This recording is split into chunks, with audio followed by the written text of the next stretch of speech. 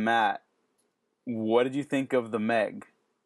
Well, I saw you posted a review and you really seem to like it. Um, and I'm gonna shock the world with this really controversial take on the Meg. Are you ready for this? Only a little bit. All right, here's my hot take. It was fine.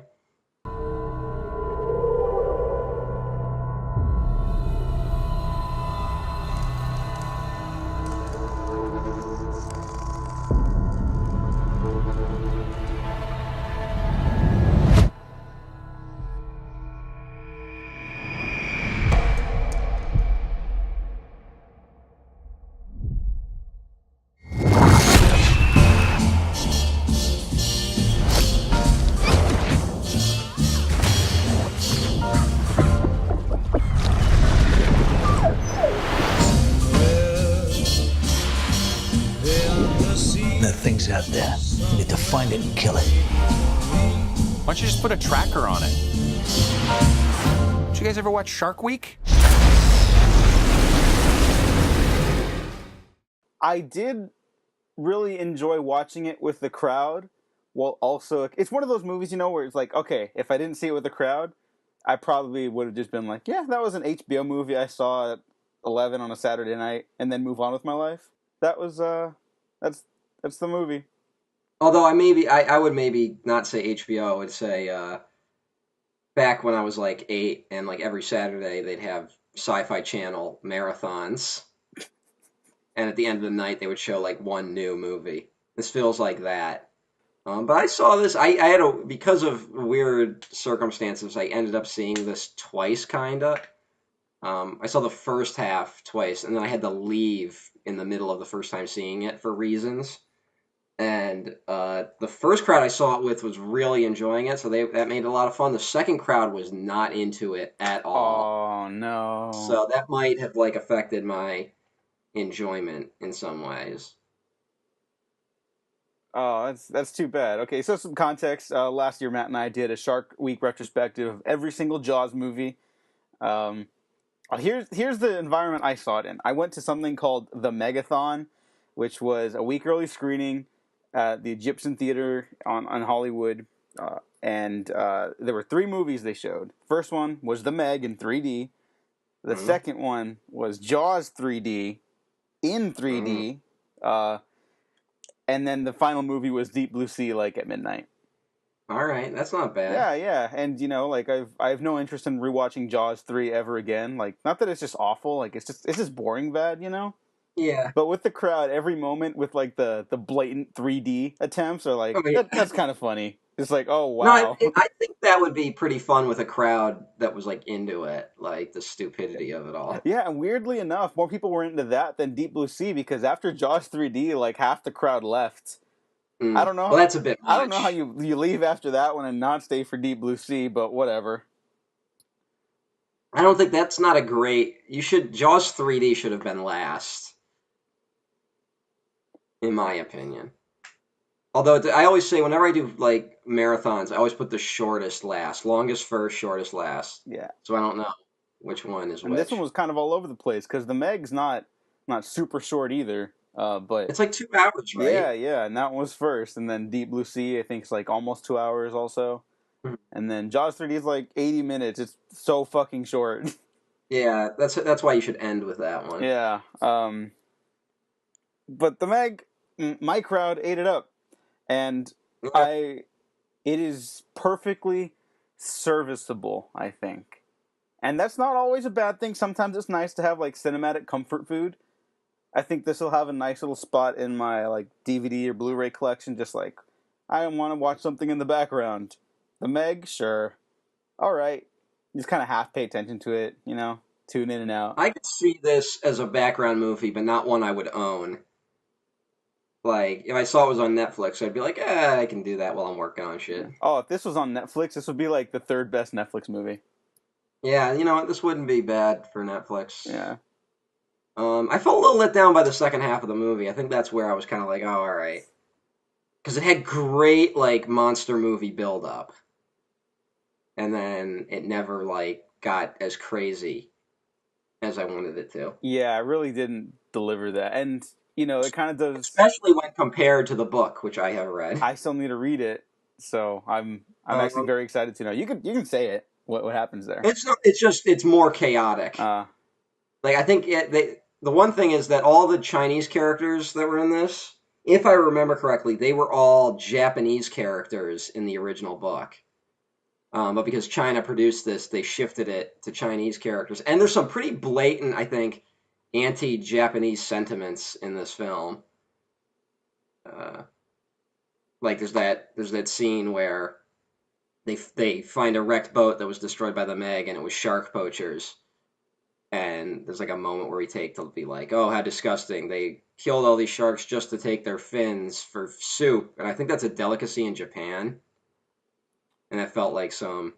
oh, Yeah, there's a lot of. Well, China's been really injecting their blockbusters with politics, but most of us don't get it because we don't understand yeah. a lot of this stuff. But I know that China right now has been like very. They've been claiming islands that Japan says they have the right to, Oh and that's going to be. no. Yeah, it's been going on for a couple years, and you'll know that the lead actress of this film, who's a Chinese actress, has supported China's right to those islands. Oh no. Now Yeah, I'm having mixed feelings about a movie I already had mixed feelings about. yeah, I had to interject it with No, politics. I mean, like we joke about this stuff, but it's like, yeah, that's kind of important given the Mm, nature of the movie.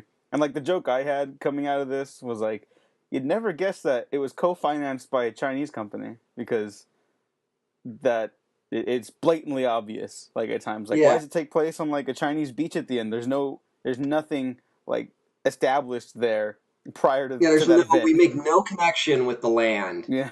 Like, there's no like, oh, these are the Chinese. Like, did you ever see Piranha, the Joe Dante movie? Not Piranha that was made like 5 years ago. Like, And passing on YouTube, never like the full thing.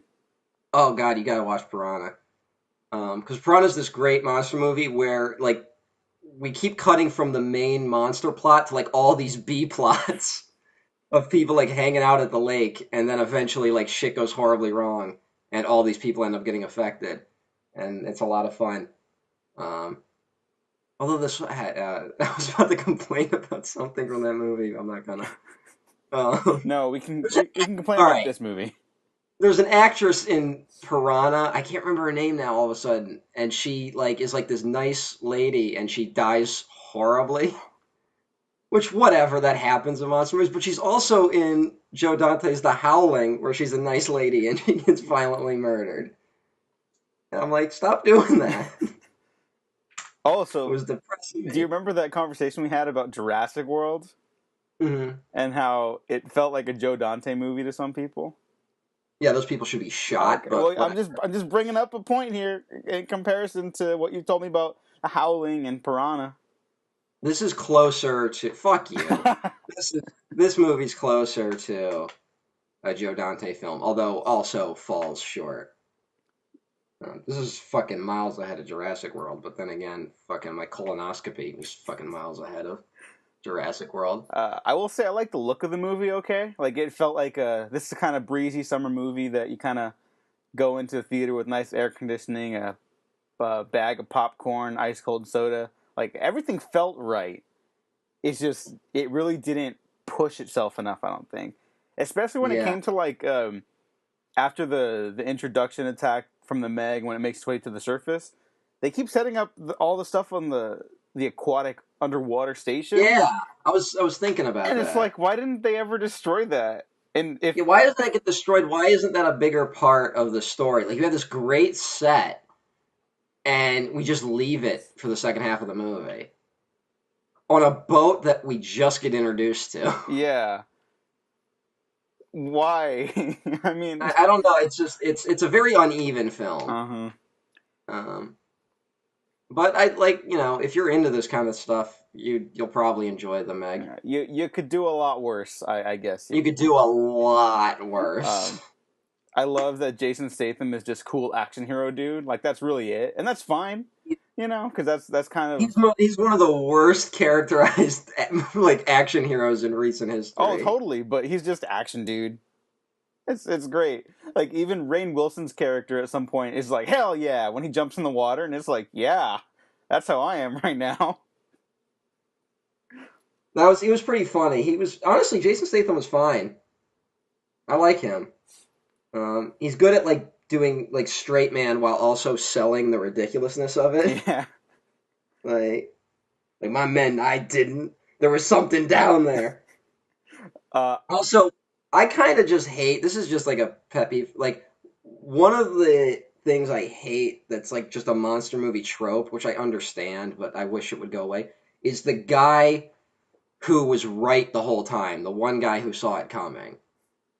You know what I'm saying? yeah. Jason Statham, like he saw it and then he was railroaded by people who just didn't want to believe him for some reason.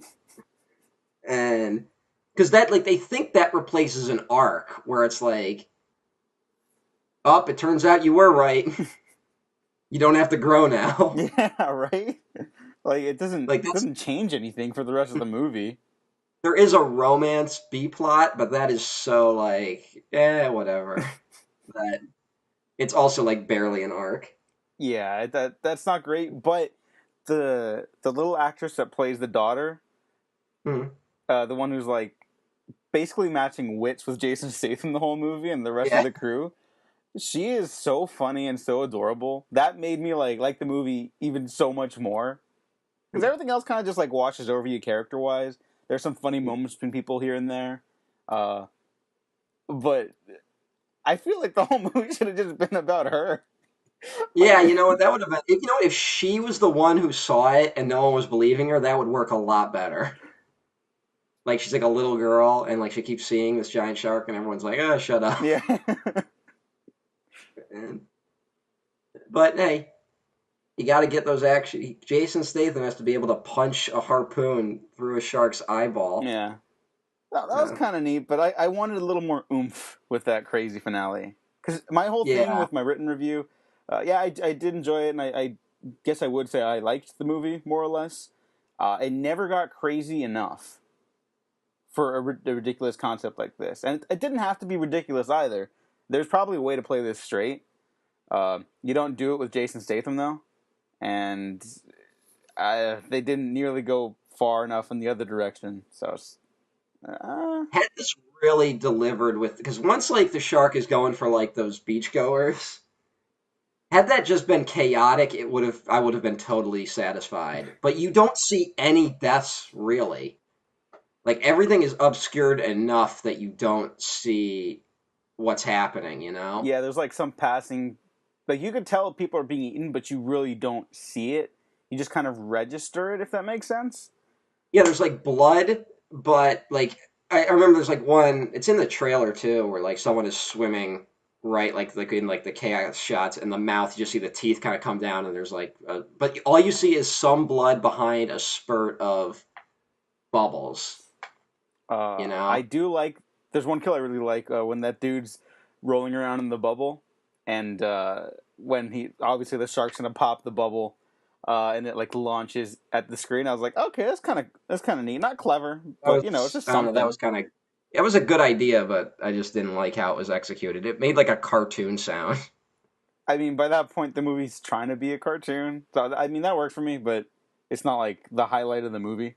On in terms of the violence too, both director John Turteltaub and actor Jason Statham have come out and said that in less than polite terms, I would even argue that they were unhappy with not the whole final product. Now, I'm sure they're proud of work they put into the movie, but it's clear that they wanted it to be a little grislier and a little more hard R-y. And not that a rated R movie makes this a better movie in any way, but I could see how having to cut around the violence and like the eating of people could dilute their original intent. This movie's got plenty of other problems, but I mean, I can see what's frustrated them about that.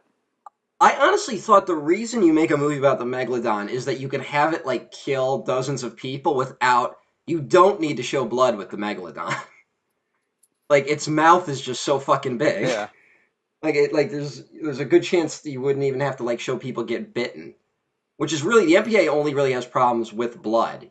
it's amazing what you can get away with if you don't show blood. Blood and F-bombs for some reason. Yeah, yeah. Check out Taken, where there's no blood, but he kills like 100 dudes. Yeah. Also, there's That's an like interesting. sex trafficking in that movie, Yeah, and it's like, no, it's PG-13 though. It's like yeah, Jesus. yeah. Because the women aren't enjoying the sex. And that's a big MPA. If women are shown pleasuring themselves in some way, then it's a NC-17. Jesus. It's like fucking fanatical Christians on the MPAA. Bunch of fucking scumbags. There's also some weird stuff. Just like whenever they hop around from location to location, there's always an establishing shot, and then we hop over to a more specific spot. Like I think of the introduction in Beijing after the cold open, where Jason Statham sees the Meg or whatever. We cut to Beijing, then we cut to a shot of a helicopter pad with the helicopter taking off into the ocean, and then we cut to the helicopter arriving at the aquatic station in the middle of the ocean. And it's like, why didn't you just open up on the station? Yeah, why not? Why not find a clever way to it looks like a factory, but then pan out and up, it's actually a thing in the middle of the ocean. Yeah. But I guess the fucking communist Chinese government. They don't like the totalitarian governments don't like ambiguity, so you can't have anyone feel confused at any time. I guess not. And then there's also like you said, Jason Statham's character is just the weirdest, sloppiest put together action hero, not intentionally either, in like a long time. So when we cut to him finally on his present day story, he's like drunk, and then he goes out to see his this boat that he owns, I guess, and like the spoils of whatever's happened. Let's just rattle back. First of all, he is established as he's the best underwater rescuer on the planet. Like that's kind of how he's established, but he's lost credibility ever since this incident where that may or may not have been a megalodon. Which, back up, part of the plot is that the megalodons can't get up unless that area is punctured, right? Yeah. It's too cold. How did that attack happen? Yeah, were they? Because Were they would below have the to have thing? been under it. But then the whole point of the later part of the movie is them being like, "This is the first time we breached this area of the Mariana Trench." Yeah. So, which I guess that's dumb, but that doesn't bother me too much. It is just. I was kind of honestly annoying. expecting something where it was going to be like Rainn Wilson was going to reveal, "Oh yeah, I knew there was megalodons down there, and that's why I put money into this." Like I was expecting him to be more evil than he ended up being. Yeah, like he's not a great guy. He's just kind of like a not great guy. He's more incompetent, which I'm honestly fine with. But like they really like everyone's like hating on him to an extent that I was not comfortable with. They were like, maybe we should throw him overboard. Like he literally saved people's lives at one point. Like he did the right thing. But because he's a billionaire who's like kind of like, "Oh, I want to make money," which yeah, that's a bad thing in this day and age. I wonder if he's a subtle dig at like American capitalism. That I'd be okay with. But I am, but I'm not super okay with it coming from a Chinese totalitarian government that it's a lose-lose situation for sure. Has their own oligarch. But no, I actually liked Rainn Wilson's character. I think maybe the most, just because I really love Rainn Wilson. I think that's a really talented dude, and I wish he had more opportunities to star in big movies like this. And he really doesn't do anything like straight up bad until like his last scenes in the movie, and he's not even like directly hurting people. He indirectly ends up hurting people by not actually warning people. He does a pretty important. He does a pretty big lie. Yeah. And I mean, at one point he's also like, "We can't slow down. We have to make money off of this." And everyone's like, "You test the boundaries of nature," and then you're in the audience going, "Is that the theme of this film?" There's not a clear. It's like your movie's about a giant shark. Stop it. And you know what? Like again, like I brought up, if they're wanting to take a more like straight face approach to this, like this is inherently a goofy concept, but the straight face approach would probably be to do that Jurassic Park-esque thing or like the 2014 Why? Godzilla. You know? I blame James Cameron. 'Cause ever since Aliens, there's been like the corporate asshole in like all of these type of movies. Like I was kind of waiting for what's that girl's name? She's the submarine engineer or something.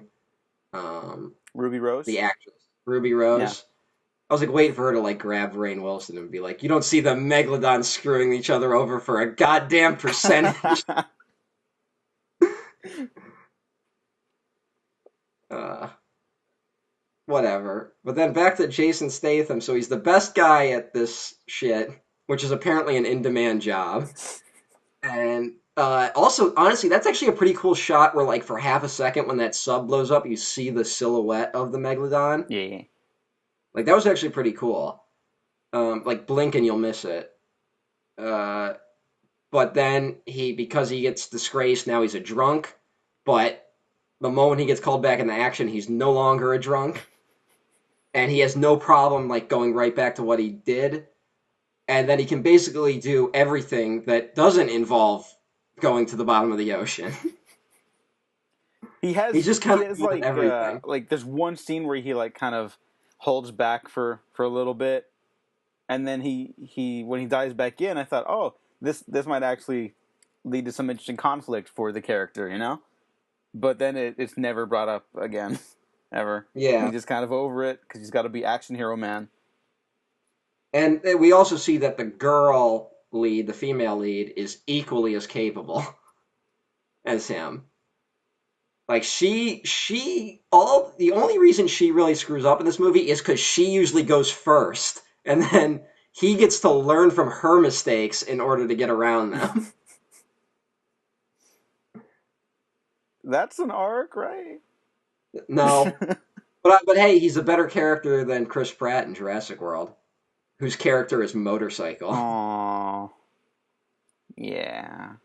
And at least there's actually one part where he's kind of like, I don't need this woman coming down with me. And then it's just, but he never acts sexist after that. So, that I can remember. Maybe he said something else. Yeah, I mean, off the top of my head, it's not really like a gender thing for him, isn't it? Just that, like, oh yeah, like, her ship's all fucked up, like, I already gotta save all these people. I'm not gonna be able to save all of these people. Well, I think at first he's like, I don't need some person who doesn't know they haven't seen what I've seen, and that because he's like angry at her before she even wrecks. Oh yeah, that's true. What is that actress's name? I'm sorry for not knowing it. Li Bingbing plays Su Yin. All right. Yeah. She was good. I liked her. Yeah. What else has she been in? Because she's been around. She's a pretty big movie star over there. Was she in like one of the Transformers movies? Oh like shit! Yeah, she is. Mm-hmm. Also in Resident Evil Retribution, which I actually really like. No one cares. Yeah, Transformers. The Forbidden Kingdom. I don't know if you ever saw that. Oh, Forbidden Kingdom's good. Yeah. It's if you like that kind of thing. Yeah. Although I haven't seen it in like 10 years, maybe I'd hate it now. I remember liking it too. I don't trust my opinion on any movie that I haven't seen for 6 months. Guess what? Aliens might be a terrible film. You never know. You never know. She was good. I liked her. And I honestly, as much as I'm creeped out about China slowly overtaking us and infusing their propaganda into our films, unlike the United States, which would never do something like that, just look up the films that the military closely works with. It's like a list of 800,000 movies. It's like all the superhero films. But like the byproduct of it is that it's refreshing to see, newer, more diverse faces on the big screen. You take the silver linings where you can get them. Yep. I mean, we're all about to die, but it's fine. At least I'm like, oh, that's cool. She looks nice. Yeah. Also, for anybody interested in seeing just how like intense the Chinese propaganda can get in specifically their action movies, watch Wolf Warrior, but specifically watch Wolf Warrior 2. Don't look Hmm. up anything. Just look up those movies, rent them, come back to me. Have you seen There was those? one. No, I haven't. Oh There was one. God. I honestly I haven't been checking. I've been like meaning to like start watch like Chinese films just to see what's going on. And I haven't seen that. I was aware of one though that like they made one recently that was basically about how China should have dominant influence over Africa. Wolf Warrior 2, ladies and gentlemen. All right, yeah. I Problematic was as reading about fuck, that. but also kind of hilariously entertaining. It's their Bad Boys 2. It's China's Bad Boys 2. You know what though? Another cool thing about this movie, another silver lining is that Li Bingbing is 45 years old, which is 11 years older than the female co-lead of Mission Impossible Fallout. Wow. So I'm very happy about that. yeah, that was something I noticed from like, oh, it looks like she looks like an adult. Yeah, like I loved Rogue Nation and Fallout specifically, but like it's time for Tom Cruise to admit his age. You know, Mm-mm. it's time to let it go. Not when he's still making money. Oh well. He honestly, I think it's just Tom Cruise has to stop trying to do movies that aren't Mission Impossible. He's not dynamic enough. I think if he stuck like with his weird art house phase towards the late '90s, then maybe he could have grown. But I think that's done too. You get back with P.T. Anderson, man. Oh fuck yeah! Imagine P.T. Anderson's Mission Impossible, but instead of like these like extravagant set pieces, it's just like a character drama. Yeah, that'd be amazing. But I was thinking because like think about it, he's tried to launch like two other franchises recently, which is Jack Reacher, which no one liked, and The Mummy, which no one liked because he's just a generic action guy in those films. I think the reason why like, that movie, what the fuck, Edge of Tomorrow, what a terrible title. I like the I think title. fuck you. The title of the fucking source material is All You Need Is Oh Kill, yeah, that's a way better title. which is the greatest title I've ever heard. And they should have used it. But like he's great in that because he's a sniveling worm. Like he's such a Tom Cruise was such a great coward at the start of that film. He should be doing that more. I'd like to see him as like a guy who just gets in over his head, like like the Jackie Chan thing. Oh, okay. Yeah, you know he basically is America's Jackie Chan, considering what he's put his body through. You Yeah, you know, know what he kind of is. so I think you're on something there. Uh, Yeah, do it. I'd Do it, Cruise, you coward. I'd also like to see him play a villain again. I Yeah, I was thinking about that. All right, yeah, can I tell you my perfect idea for what Tom Cruise should do with his career? Collateral 2, Electric Boogaloo. No, but that'd be cool. Remember there were rumors of him playing Green Lantern? Oh yeah, There was like brief rumors. Like, fuck that. Don't have him be the lead in a Green Lantern movie, but have him be Hal Jordan as Parallax. Have that be the first Green Lantern movie. I'd be ecstatic for that. Like John Stewart, because you got to do John Stewart. He's the best Green Lantern because he's an architect and shit. And like have him like he gets inducted in the Green Lantern Corps, but no one trusts him because the last human that was part of the Green Lantern Corps like went crazy and killed a bunch of people, and it was Hal Jordan, and so he has to kind of wrestle with that. There's your movie, DC. But no, just tell the same fucking shit you always do. What shit is that? Just it's the origin, or there's too many characters. Well, That's the only two things this they is how know. interesting the Meg is. Yeah, it's better to talk about this other shit. Yeah, but really, I mean, we're not really like shitting on it. It's just like, yeah, it was fine. I liked watching it. My favorite moment in the movie was when the boat got flipped. That was a cool little moment. I mean, like you Like, it could was kind of see what was coming. Like, oh, they got the shark already. It's like, all right, We're only an Yeah, hour that was into the movie. way too long a build-up. The Wall. They call him the Wall like 3 times right before he dies, so you don't forget that his name's the Wall. Also, the dude from Heroes needs fucking better jobs. He does. He's another really talented character actor, and he's the first one to go. Why? He's writing a letter to his wife in case he dies, so you know what's gonna happen. My favorite moment of this is when they're like, "We have to destroy this megalodon," and the woman goes, "No, we must try nonviolent actions." And I'm like, this isn't like King Kong. He's not the last of its kind. Like, if there's one down there, that means there's an ecosystem that supports enough megalodons to support a population. Like, it's not a rare thing. If you know how biology works, like, that's why the Loch Ness Monster doesn't exist, because there can't just be one of them.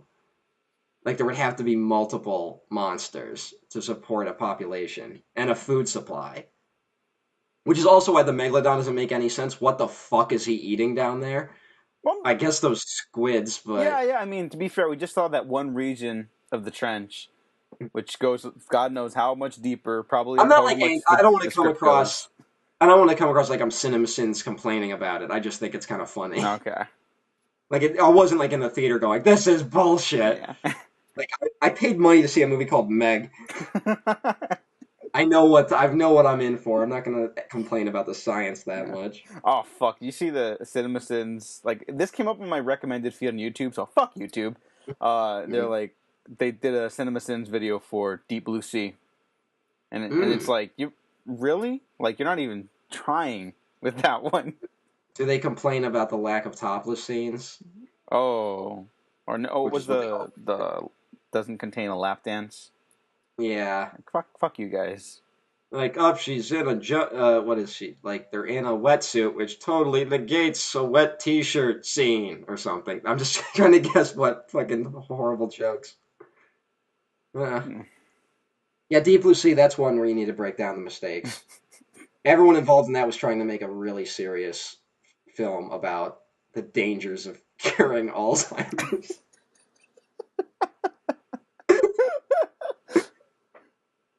That movie is so aggressively mean to science and scientists.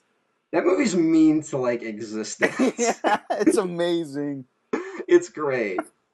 The Meg is optimistic, I think. I don't know what about, but it's happy. I'm sure there's, like, some underlying political thing I'm not picking up on. Oh, yeah, I forgot the China thing. Yeah. But, hey, it was fine. Yeah. I liked,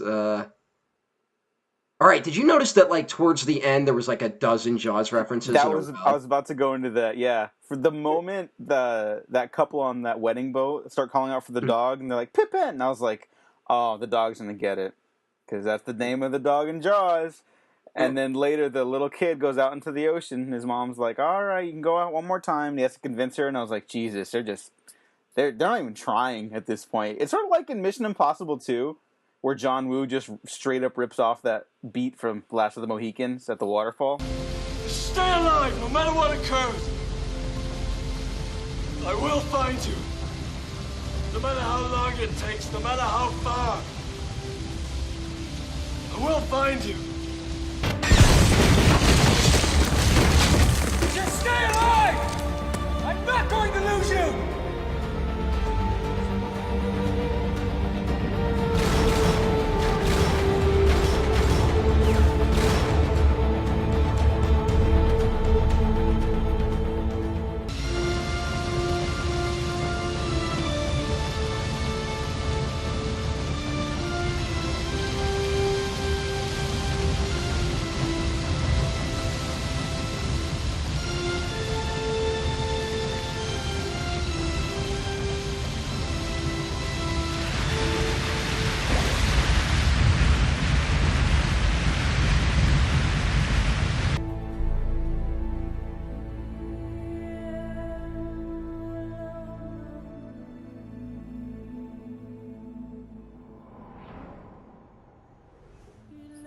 Why Yeah, it's not? like, yeah, why not? Okay. That's what you're going But for. it's weird because it's like, if anyone is going to watch The Meg, they've probably seen Jaws. So, like, I can get there maybe isn't a great overlap between people who saw Last of the Mohicans and Mission Impossible 2, but you don't you don't go to Meg unless you've seen Jaws. Yeah. But to me, like, just think about the difference though, where in Jaws, Alex Kittner has to go swimming longer, and he just kind of asks his mom, and she's like, "Oh, all right." Like, there's no like real aggressiveness to it. Whereas in this one, it's a fat kid who's like complaining to his mom like a brat, and she's like, like she just gets annoyed with his yelling.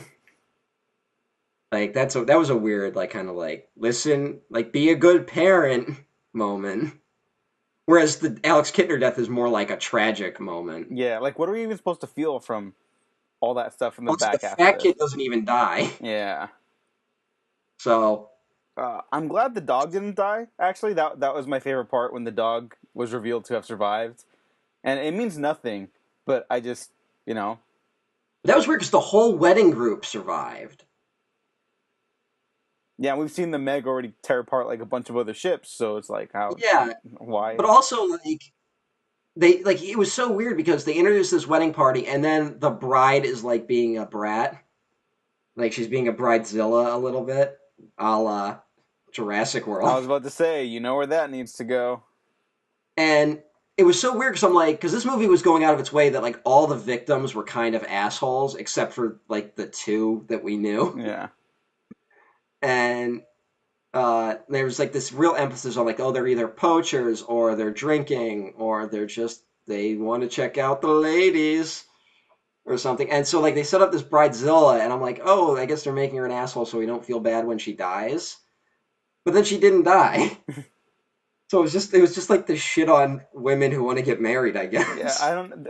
That back half has a lot of weird stuff like that. Hmm. Uh, but then again, the dog returning to the screen also got the biggest cheer from my audience. So what do I know? Yeah, I didn't get that with my audience. Oh, okay. That was adorable. I liked what's one thing I actually like a visual I like genuinely liked in the movie was seeing the megalodon at a distance like breaking the surface, That was where kind of like they're neat. in the boat and we can't get close because we know it'll destroy the boat, but it's kind of just fucking around. Hmm. Like that was like, just to see it, that was kind of cool. Um, Other than that, I didn't care. Yeah, not the most visually dynamic shark attack movie. Also, there's a fucking cage sequence like Jaws, but the cage is so strong that it doesn't break, and the megalodon almost swallows Yeah, it. I thought that was a nice little play on that because you expect it to That is, break, you know.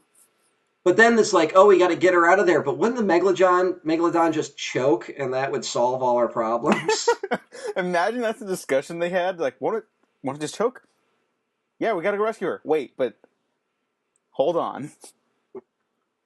If it chokes, it's no longer a problem. We can just cut her out Yeah, later. yeah. It's just I don't know, whatever. Uh, but hey, I enjoyed moments of it. Yeah. It made me want to go home and watch The Abyss, which I didn't do, so I should go watch Yeah. that. Which is also not on Blu-ray yet, Oh for shit, really? whatever reason. Because people hate James Cameron movies when they're not Aliens or Terminator 2. I I guess. I don't guess. know. What's up, people? Yeah. Or Avatar, because that has like 4 home releases. I don't know Hmm. how. They're like, holy shit. Because people are fucking I morons. actually rewatched that recently. That holds up. I was surprised. I will punch you. It's pretty good. I was really into it this time. I fucking can't stand you. James Cameron would have made this like the best movie of the year. Well, yeah, but that's because he's James Cameron. James Cameron wouldn't make this movie. Uh, but fucking Avatar blows, man. As someone who's like genuinely interested in the sequels, because I just want to see what the fuck they're gonna be, I could care. I fucking hate Avatar. I think I just hate Sam Worthington. Oh fuck! I always forget he's the lead. Yeah, I would have rather just followed like the Zoe Saldana alien thing, or fucking Sigourney Weaver as like the cigarette smoking scientist. Or the guy who's the general who wants to declare war on a tree. Oh yeah, Sergeant Army. Yeah. Shock and awe. Fuck that movie. I Uh, hope Sam Worthington dies in like the first 2 minutes of Avatar 2. well, it's been described as a Godfather-like saga, so I bet he does die in one of these, and then the kids carry on the story. That's what I want. Although I wonder what they mean by Godfather-like saga. That can mean a lot of things, and not all of them are good. Yeah. Well, every James Cameron sequel has kids in it, so the next one's gonna have a bunch of kids. James Cameron, you fascist. He actually might be. I don't know. King of the world, you fuck. Some last things I liked about the Meg. The sharks all looked really good, I thought. There is the occasionally interesting shot with the Meg, like you brought up, but I think my favorite, they gave it away in the trailer, is when it slowly starts creeping up to the facility where Sun Yin's daughter is playing with her little roller doll. And then, That's a good moment. yeah. I wish the rest of the movie had that, because you can still get You know a what I little think? scary with your populist blockbuster, you know? Yeah. You know what I think is funny though, that I'm so used to Jaws, which the shark in Jaws does not look like how sharks look. That when you see like a normal look, like a shark that is more accurately designed for a movie, it feels off to me. Like I know I'm wrong, but I'm just so used to the Jaws shark that looks like a bottle, kinda like a tube with a. Last thing, what are your thoughts on how the shark is killed in this one? Because I thought it was okay. I needed a little bit more, from being honest. But In the book, he drives a submarine down its throat and rips its heart out. so this is the worst adaptation, like, Yeah, humanly possible. it got rid of. But I will say, in the book, remember the ex-wife in this, Yeah, who he seems to have a pretty healthy relationship, even though they don't like each other. yeah. Which I actually liked. I like that pairing too. Yeah, it's a big step up from the book, which the ex-wife is like a reporter who is described as a bitch at one point in the book. And she gets violently killed by the megalodon because she wants to get her story. Oh, oh, You know what this movie was missing? not that. Not that, not horrible sexism, but Ben Gardner. Oh, what? No, not him. Oh, who the fuck am I thinking of then? Ben Gardner's the guy whose head pops out of Oh, the yeah, boat. yeah, yeah. But he's like also when they're going out to hunt the shark, he's like, "Sure, we get them silly bastards down in that rock pile to see the fathers that never met their mothers." Like he's just babbling. That's why Jaws is great because they send out like a boats full of idiots to hunt the shark. Imagine that in this Oh movie. God, they all die. Yeah, they all die.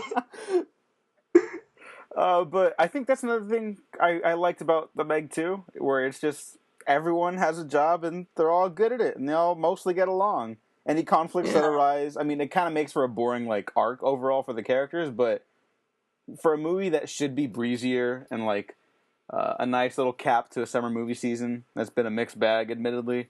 You know, it's just nice to just see a movie where people get along and then they die. Yeah, Not everything sure. needs to be Deep Blue Sea where they're like ripping off Stellan Skarsgård's arm and then launching him into a fucking glass window under the ocean.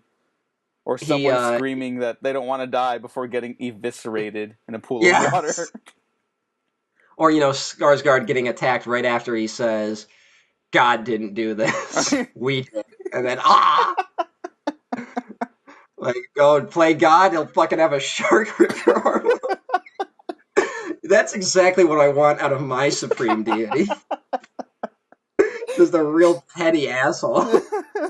Oh, you think you can cure Alzheimer's? Fuck you. We gotta do Deep Blue Sea one of these Oh, days. hell That yeah. movie is unbelievable. Oh my God, it kills with the crowd. I wish they showed it in theaters like every month just for me. I'd go. Oh, it's the shit. It's the shit. The Meg is not the shit, but The Meg is not the shit. It's not super great. It has its moments. If you like these type of movies, check it out. yeah. But if you're kind of like, I don't know, you're probably right. in You not probably won't like it. There's Yeah. no surprise there. It did remind me how much I do like seeing shark movies in theaters. But in Yeah. terms of recent ones, The Shallows is still like my Bible. I like this way more than 47 Meters Down. I don't know if you ever saw that one. I never saw it because you told me it was bad, and I'm like, if Diego doesn't like it. But yeah, but then that director ended up doing the Stranger sequel, which I did like. So I didn't see that either. okay. I don't give a fuck about the strangers. But yeah, The Meg. Go. Either way, you know whether you want to go see it or you want to go avoid it. So If you like movies like It Came From Beneath the Sea, you might enjoy The Meg. It was just nice to see a movie where like the antagonist was literally a shark. yeah. Like he was the main antagonist of the film. And if they make a sequel, I hope it's called The Megs, because you know what they have to do. Yep, there's got to be multiple. Oh, fuck well, yeah. there was multiple Megs in this. Well, yeah, but like aggressively more. Multiple Megs in the cell next door. Sorry, I thought of multiple Migs from Sounds of the Lambs. You don't remember multiple Migs? No. He was the guy he fucking threw his. He was the one who jerked off and then threw it onto. Oh Jodie God. Foster. And then Hannibal Lecter talked him to death. Oh yeah. He had multiple Migs because he's got multiple personalities, I guess. That's not problematic. Hey. Hmm. Well, I think that was like they were like that was clearly they were. It was wrong to call him that. That's more of Dr. Chilton's poor ways. That's very true. All right, Hannibal Lecter versus Jaws. The two ultimate cannibals.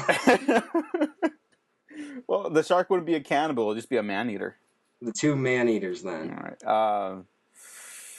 Depends how much prep time Hannibal has. Well, yeah, if he has like prep time, he wins. He like But let's brainwashes say- the shark. All right, here's the plot. I just came up with this. So Hannibal Lecter is too dangerous to be kept on the shore of the United States. So they have to take him to the old submarine loading dock from World War II, which is what the station is in Deep Blue Sea. And that's where they're going to keep the most violent criminals. And one day when Will Graham shows up, a fucking shark decides to attack. I don't know. And somehow Quint is still alive. Oh, okay.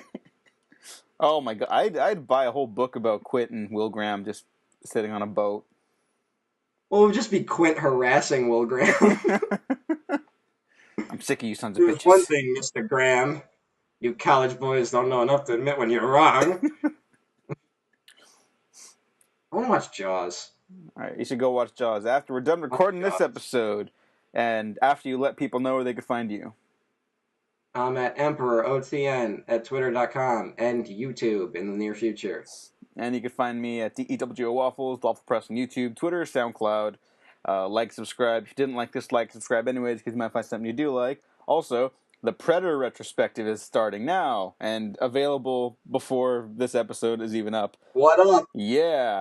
Predator 2, I haven't even listened to it. Alien vs. Predator, Alien vs. Predator Requiem, and Predators, all before we head up with Shane Black's The Predator. All these titles are very similar, so it's going to be a problem, but that's okay.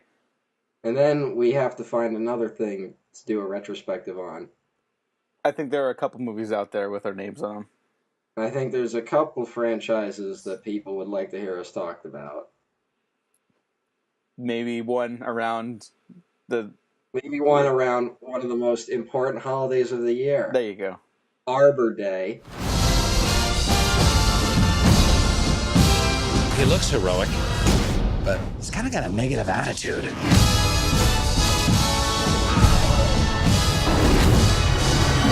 Chew on this, you ugly.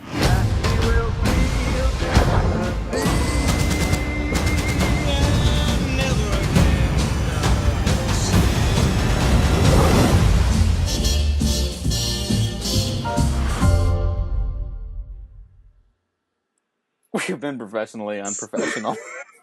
Thank you. Good night.